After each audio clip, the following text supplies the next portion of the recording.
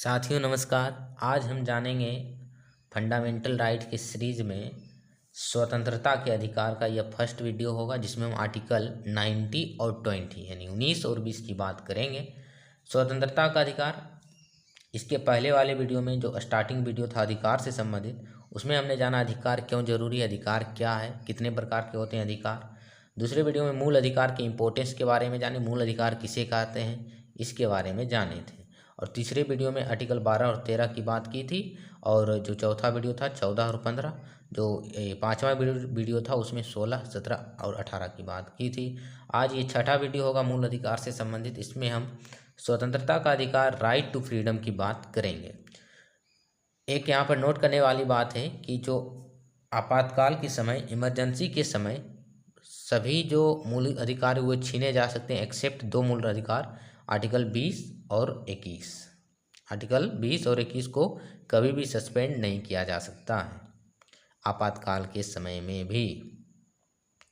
और कौन से अधिकार केवल नागरिक को प्राप्त है? आर्टिकल 19, 15, 16, 19, 29 और 30 ये केवल नागरिक को प्राप्त है। बाकी इसके अलावा जितने भी मूल अधिकार हैं, ये अनुच्छेद है, अनुच्छेद 15, अनुच्छेद 16, 19, 29, 30, ये केवल सिटीजन को प्राप्त है। बाकी जितने अधिकार हैं वो सभी को प्राप्त हैं, यानी कि नागरिक को भी और विदेशी एलियन को भी। तो आर्टिकल 19 से 22 में स्वतंत्रता का अधिकार है। स्वतंत्रता का अधिकार, राइट टू फ्रीडम। स्वतंत्रता का अर्थ क्या होता है? फ्रीडम का मतलब, इसका लेमन टर्म में मतलब होता है बाधाओं का ना होना, यानी कि नियंत्रण का अभाव, कंट्रोल नहीं होना। क्या ये असीमित होता है? नहीं। स्वतंत्रता किसी को भी असीमित यदि दिया जाता है तो वो फिर क्या होता है? हार्मफुल होता है, समाज के लिए क्या हो जाता है? हार्मफुल। इसलिए इस पर लिमिटेशन भी लगाना जरूरी है, और लिमिटेशन है भी। हमारे जितने भी मूल अधिकार वो असीमित नहीं है, एब्सोल्यूट नहीं है, असीम नहीं है, उसको कंट्रोल किया गया है। मतलब अधिकार का कुछ मौलिक अधिकार का कॉन्सेप्ट इस प्रकार है, ए के पास मूल अधिकार है तो बी के पास भी मूल अधिकार है। दोनों के पास ए के मूल अधिकार इतना अधिक नहीं है कि ये बी के मूल अधिकार को वायलेट कर सके, उल्लंघन कर सके। ए के पास इतना ही मूल अधिकार है जितना बी के पास है, ठीक है। तो यानी कि ए के जितने भी अधिकार हैं उससे बी को कोई इसके अधिकार का उल्लंघन ना हो, वहीं तक हमारे पास क्या है? मूल अधिकार है। वो सीमित नहीं है, एब्सोल्यूट नहीं है। तो ए की स्वतंत्रता है, बी को भी स्वतंत्रता है, और ए की स्वतंत्रता से बी का अधिकार का हनन नहीं होना चाहिए। यहाँ तक क्या है? लिमिटेशन है स्वतंत्रता पर। तो मूल अधिकार असीमित नहीं है, एब्सोल्यूट नहीं है, इस पर युक्ति युक्त प्रतिबंध लगाया गया है, रीजनेबल रिस्ट्रिक्शन। स्वतंत्रता का अर्थ क्या होता है? बाधाओं या नियंत्रण का ना होना, ताकि जो व्यक्ति है वो अपना जो विकास, जिस लक्ष्य को प्राप्त करना चाहते हैं वो कर सके।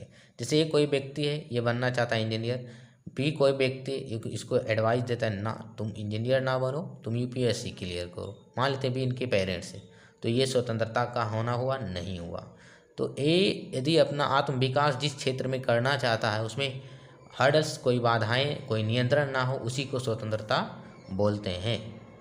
यहाँ पर बेसिकली जब स्वतंत्रता की बात होती है पॉलिटिकल साइंस में, तो यहाँ पर राज्य या सरकार द्वारा कोई बाधा ना हो, इस परिप्रेक्ष्य में देखा जाता है कि राज्य या सरकार किसी व्यक्ति के आत्म विकास या लक्ष्य की प्राप्ति के लिए कोई हर्डल्स या बाधा क्रिएट ना करे। जैसे एक के पास अभिव्यक्ति की स्वतंत्रता है, तो ये अपने अभिव्यक्ति की स्वतंत्रता का दुरुपयोग तो नहीं कर सकता है, ये अपना विचार रख सकता है, अपना विचार प्रकट कर सकता है, ना कि दूसरे के अधिकार का उल्लंघन कर सकता है इससे। तो यही है स्वतंत्रता का मतलब। पढ़ते हैं आर्टिकल 19 के बारे में, जिसमें 6 प्रकार की स्वतंत्रता का वर्णन है। ओरिजिनली जब संविधान बना था तो 7 प्रकार की स्वतंत्रता थी, जिसमें आर्टिकल 19(1) सब क्लाउज एफ, 19 क्लाउज 1 में सब क्लाउज एफ था, जिसमें संपत्ति का खरीदने बेचने का अधिकार था। और इसे फिर हटाकर 44वां संविधान संशोधन, 4 और 4 कितना होता है? 8। तो इस प्रकार याद रखना है कि 44वां सीए यानी कॉन्स्टिट्यूशनल अमेंडमेंट एक्ट कब हुआ? 1978 में। 4 और 4 8, तो यहाँ पर 8 होगा, इसे याद रखनी है। तो 44वां संविधान संशोधन 1978 के द्वारा संपत्ति के अधिकार को मूल अधिकार से हटाकर भाग 12 में आर्टिकल 301 के तहत एक लीगल राइट बना दिया गया है। ये एक कानूनी अधिकार भी है और संवैधानिक अधिकार दोनों है। कौन? संपत्ति का अधिकार। आर्टिकल 19(1)(a) अनुच्छेद 19(1)(a) में क्या है कि व्यक्ति को विचार अभिव्यक्ति की स्वतंत्रता है। इसी के अंतर्गत आता है भाषण अभिव्यक्ति की स्वतंत्रता। तो विचार, हम अपना विचार बहुत तरीके से पेश कर सकते हैं, प्रस्तुत कर सकते हैं, लिख कर, बोल कर,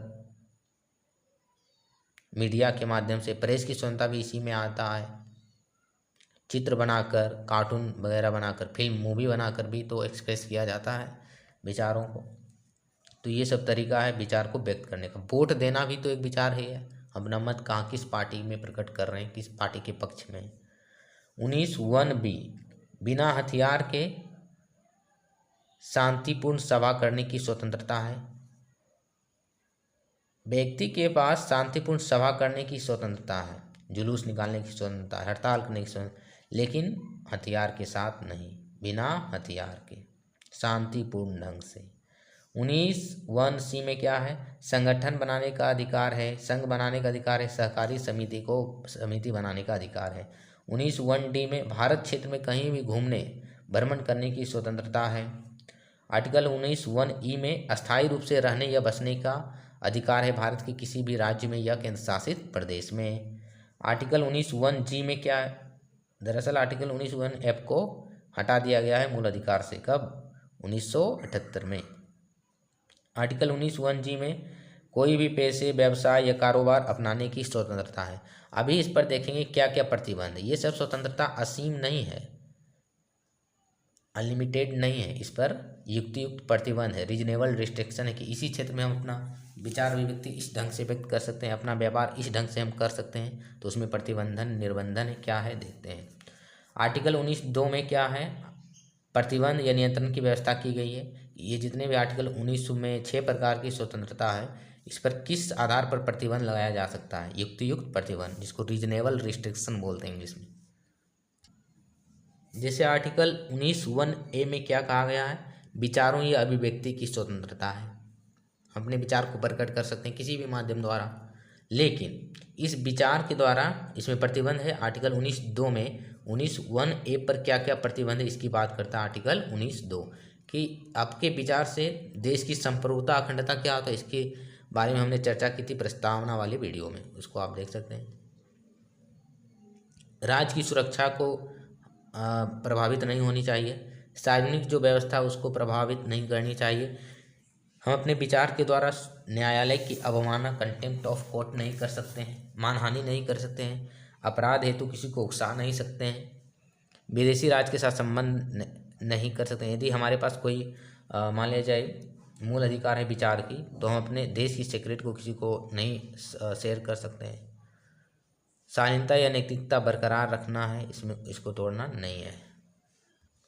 विचार व्यक्त करने के बहुत सारा तरीका है, लिख कर, बोल कर, चित्र बनाकर, लेख लिख कर, जैसे न्यूज़पेपर में लेख लिखा जाता है, संपादकीय वगैरह। मीडिया, फिल्म के द्वारा, प्रेस की स्वतंत्रता, ई मीडिया, इलेक्ट्रॉनिक मीडिया जो है। कुछ विचार ना प्रकट करना भी विचार ही है, मतलब जिसको जवाब ना देना बोलते हैं, वो भी तो एक नो फॉर्मेट में जवाब है। चुप रहना। इंटरनेट के पहुंच का अधिकार भी एक फंडामेंटल राइट, ये पूछा जा सकता है पीटी में कि किस अनुच्छेद के तहत इंटरनेट के पहुंच का अधिकार शामिल है, एक मूल अधिकार माना गया है सुप्रीम कोर्ट के द्वारा। तो आर्टिकल 19(1)(a) के द्वारा, क्योंकि इंटरनेट रहेगा तभी लोग अपनी सूचना को, अपने विचारों को व्यक्त कर सकते हैं डिजिटल माध्यम के द्वारा। तो ये फंडामेंटल राइट है आर्टिकल 19(1)(a) के तहत। ये Anuradha Bhasin versus union of India 2020 case में सुप्रीम कोर्ट ने ये जजमेंट दिया था कि right to access internet fundamental right है आर्टिकल 19(1)(a) के तहत। सूचना का अधिकार, राइट टू इन्फॉर्मेशन भी एक फंडामेंटल राइट है आर्टिकल 19(1)(a) के तहत।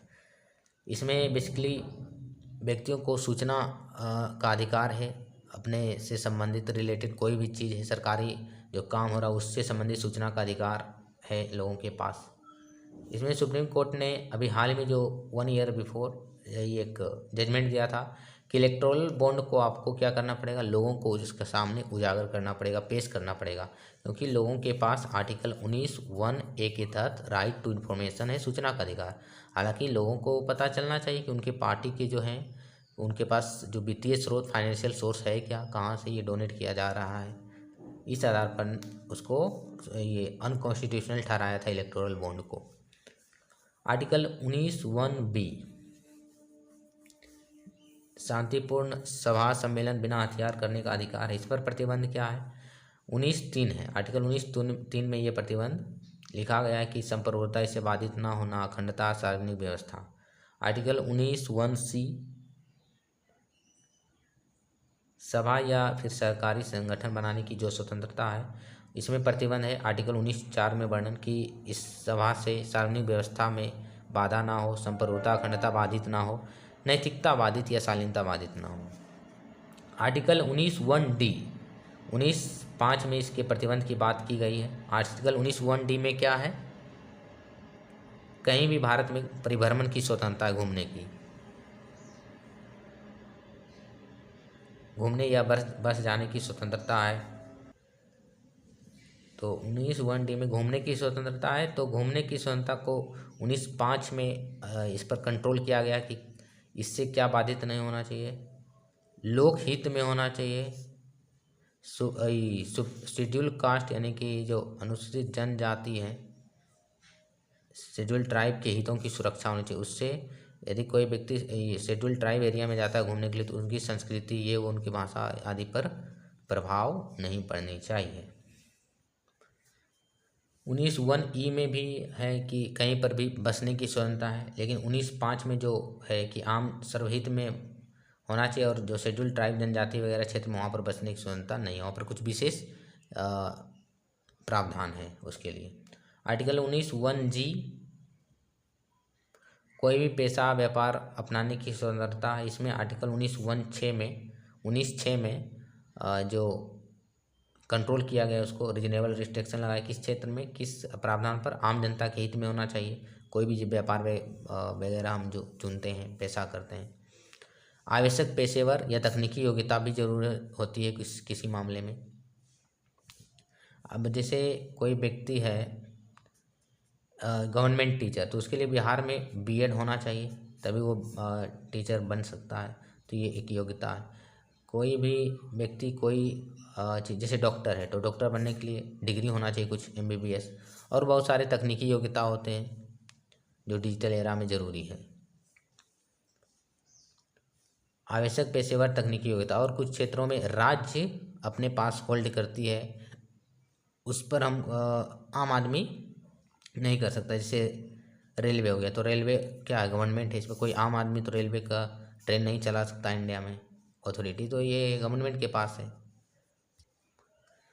अब पढ़ते हैं अनुच्छेद 20। तो यही था 19 में, कोई खास उसमें जो 2 आर्टिकल है, वाक एवं अभिव्यक्ति की स्वतंत्रता, वो हमेशा चर्चा में रहता है, और ये शांतिपूर्वक सभा जुलूस करने की स्वतंत्रता, वो 2 इम्पोर्टेंट आर्टिकल है। बाकी तो याद ध्यान में रखना है थोड़ा बहुत। आर्टिकल 20 और 21 क्या है, कभी सस्पेंड नहीं होता है, बहुत ही कोर एरिया है फंडामेंटल राइट का, क्योंकि ये कभी सस्पेंड नहीं होता है। अनुच्छेद 20 3 प्रकार के संरक्षण की बात करता है। किसकी संरक्षण की बात करता है ये, दोष सिद्धि, कोई क्रिमिनल व्यक्ति, उस पर क्राइम का केस है, उसके संरक्षण की बात करता है। दोष सिद्धि, अपराध के लिए दोष सिद्धि के संबंध में संरक्षण, मतलब अपराधी को संरक्षण भी हमारे कॉन्स्टिट्यूशन ने दिया, वो भी फंडामेंटल राइट के अंतर्गत। क्रिमिनल को भी 3 प्रकार के उनको प्रोटेक्शन मिला है, ये बोल सकते हैं राइट मिला है। पहला है article 20 clause 1, protection from ex post laws. मतलब क्या हुआ इसका, भूतलक्षी दांडिक विधि से बचाव। कोई व्यक्ति है ए, ठीक है, इसको एग्जाम्पल से समझिए। भूतलक्षी दांडिक विधि से बचाव का अर्थ हुआ कि किसी व्यक्ति को इस आधार पर सज़ा नहीं दिया जा सकता, कोई व्यक्ति क्राइम करता है, इसको पहले एग्जाम्पल से समझते हैं कि एक कोई व्यक्ति है, ठीक है, 1961 में आया था दहेज निषेध अधिनियम, इसके पहले तो नहीं था इंडिया में दहेज अपराध। तो मान लेते हैं कोई व्यक्ति है 1958 में दहेज लिया, कितना, 1 करोड़ रुपये। और ये जो अब इस पर केस क्या 1961 या 62 में लगाया जा सकता है? नहीं लगाया जा सकता, क्योंकि जिस समय ये क्राइम किया था, दहेज लेने का क्राइम, उस समय ये लॉ एग्जिस्ट नहीं करता था। ये लॉ तो 1961 में आया, तो 1961 और इसके बाद जितने भी क्रिमिनल होगा इसके अगेंस्ट, तब ये फाइल अप किया जा सकता है, फिलअप इस लॉ के अकॉर्डिंग। कोई कानून आया, मान लेते हैं 1990 में, एग्जाम्पल से एक कोई व्यक्ति है जो अपराध किया 1988 में, और ये अपराध बना किस अधिनियम के द्वारा? 1990 में एक अधिनियम बना, उस अधिनियम के द्वारा। तो 1988 में किए गए अपराध किसी व्यक्ति के द्वारा, उसको अपराध की संज्ञा नहीं दिया जाएगा 1990 के एक्ट के द्वारा। सीधी सी बात है कि जब एक्ट बनता है क्रिमिनल लॉ, खासकर विशेषकर इसी के लिए तो है, आर्टिकल 20 किस पर लागू होता है? केवल क्रिमिनल लॉ, आपराधिक जो कानून वगैरह उससे, सिविल लॉ के लिए नहीं है ये मान्य। तो आर्टिकल 20 ध्यान में रखना है, पूछा जा सकता है पेटी में कि जो 20 है किसके संरक्षण की बात करता है? केवल क्रिमिनल लॉ से, सिविल लॉ से भी नहीं, दोनों से नहीं, केवल क्रिमिनल लॉ से। तो इसमें पहला है आर्टिकल 20(1) में protection from ex post law, यानी कि भूत लक्षित दांडिक विधि से बचाव। यानी कि कोई व्यक्ति अपराध करता है जिस समय, उसमें कोई यदि कानून ही नहीं है, एग्जिस्ट ही नहीं करता है कानून, तो वो अपराध नहीं माना जाएगा। कोई व्यक्ति 2020 में जैसे किसी चीज़ को अपराध बना दिया गया है, कोई कानून बनाकर संसद के द्वारा, ठीक है, और कोई व्यक्ति 2015 में उससे संबंधित अपराध कर चुका है, तो क्या उसको सजा 2020 के आधार पर मिलेगा? नहीं। यही तो इसमें लिखा है, भूत लक्षित दांडिक विधि से बचाओ। जो भूतपूर्व बनाया गया कानून अपराध कर दिया गया है, उसको आगे आने वाले अधिनियम में ऐड नहीं किया जा सकता है, ठीक है, यही है इसका मतलब। दूसरा है आर्टिकल 20(2) में प्रोटेक्शन फ्रॉम डबल जियोपार्डी। इसका मतलब क्या है? दोहरी दंड से संरक्षण, दोहरी क्षति से संरक्षण। किसी व्यक्ति ने कोई अपराध कर दिया है, ठीक है, एक कोई व्यक्ति है अपराध कर दिया है किसी भी चीज़ का, मान लीजिए कोई भी ऑफेंस कर दिया है, ठीक है, उसको एक बार अभियोजित और दंड दिया जा चुका है, एक बार कोर्ट के द्वारा जो दंड है प्रावधान, वो प्रावधान के अकॉर्डिंग दंड दिया जा चुका है, फिर उसी अपराध के लिए उसे दोबारा दंड नहीं मिलेगा। यदि वो फिर दंड पूरा करके बाहर आता है और फिर दोबारा वैसा क्राइम करता है तो फिर दंड मिल सकता है, लेकिन एक बार एक अपराध के लिए एक ही बार सजा दिया जाएगा। इसका मतलब यही हुआ, दोहरी क्षति से संरक्षण। तीसरा है आर्टिकल 20(3) में अपने ही विरुद्ध गवाही देने से संरक्षण। जैसे अभी होता क्या है, कोई व्यक्ति ये अपराध किया, इसको पुलिस इंस्पेक्टर अरेस्ट किया और इसको थाना ले गया, ठीक है, थाना, और इसमें क्या जबरन किया जाता है कि कबूल करो, तुम ही ने किया ये अपराध, कबूल करो। तो इसलिए तो कोर्ट में जो थाना में जो गवाही वगैरह दिया जाता है उसको मान्यता नहीं दी जाती है, क्योंकि टॉर्चर किया जाता है पुलिसों के माध्यम से। तो इसमें क्या आर्टिकल 20(3) में प्रोटेक्शन फ्रॉम सेल्फ इंक्रिमिनेशन, अपने ही विरुद्ध गवाही देने से संरक्षण, कि किसी को ये आधार पर मजबूर नहीं किया जा सकता अपने ही गवाही देने के विरुद्ध, ठीक है। तो यही है इसका 3 बेसिकली मतलब क्या है ये। इसे पूछा जा सकता है कि आर्टिकल 20 2 पीटी फैक्ट केवल क्रिमिनल लॉ के लिए है या सिविल लॉ के लिए? केवल क्रिमिनल लॉ के लिए है, सिविल लॉ के लिए नहीं है। और ये कोर्ट में केवल स्थापित किया जा सकता, अन्य अधिकरण अथॉरिटी वगैरह में नहीं, निजी क्षेत्रों में नहीं, केवल कोर्ट में, न्यायालय। तो न्यायालय जो है हमारा संविधान अपराधियों को भी 3 प्रकार की संरक्षण या अधिकार देते हैं, ये तीनों हैं जो आर्टिकल 20 में वर्णित है। जान लेते हैं थोड़ा सिविल लॉ के बारे में और क्रिमिनल लॉ क्या होता है। अपराध क्या होता है? क्राइम किसको बोलते हैं?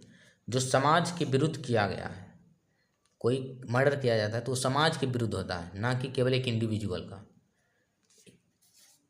एक कोई व्यक्ति है बी का मर्डर कर देता है तो ये क्या है? अपराध है, क्रिमिनल। तो क्रिमिनल का डेफिनेशन है वैसे कोई भी एक्शन जो समाज के विरुद्ध अपराध हो, पूरे समाज के लिए, पूरे देश के लिए, उसको अपराध माना जाता है। सिविल रॉन्ग किसको बोलते हैं? सिविल लॉ या सिविल मैटर जो इंडिविजुअल के लिए केवल होता है। जैसे एक कोई दुकानदार बी ग्राहक को, बी कंज्यूमर को कोई खराब सामान, खराब क्वालिटी का सामान दे देता है तो इंडिविजुअल है, इससे केवल राज्य को नहीं, राज्य से समाज का विरुद्ध अपराध है नहीं, केवल इंडिविजुअल का लॉस हुआ है तो इसमें उसको, तो ये इंडिविजुअल लेवल पर जो किया है तो उसको सिविल लॉ कहते हैं, जो समाज के प्रति अपराध होता है उसको अपराध कहा जाता है, क्रिमिनल। तो यही क्रिमिनल लॉ और सिविल लॉ। क्रिमिनल लॉ जो केस फाइल किया जाता है वो इस नाम से किया जाता है, जैसे state of Bihar versus Ajmal Kasab, state of Maharashtra versus ये, तो इसमें स्टेट का जिक्र रहता है और इंडिविजुअल लेवल पर रहता है जो केस, उसमें mister missus VS mister missus इस टाइप का केस रहता है। तो आप केस के नाम से पता लगा सकते हैं कि कौन क्रिमिनल केस है, कौन ये सिविल केस है। तो ये था आर्टिकल 19 और 20। 19 में जो अभिव्यक्ति की स्वतंत्रता है, 6 प्रकार की स्वतंत्रता इसमें दिया गया है। पहले था 7 ओरिजिनली और संपत्ति को हटा दिया गया 6 बचा है। और आर्टिकल 20 में क्रिमिनल जो है दोष सिद्धि, अपराध के लिए जो दोष सिद्धि व्यक्ति उसके संबंध में संरक्षण का अधिकार मिला, यानी क्रिमिनल को अधिकार ये दिया गया है। क्रिमिनल को भी 3 तरह के संरक्षण प्रदान किया गया है संविधान के द्वारा। आगे हम पढ़ेंगे आर्टिकल 21, 21A और 22 जो 3 बचा है।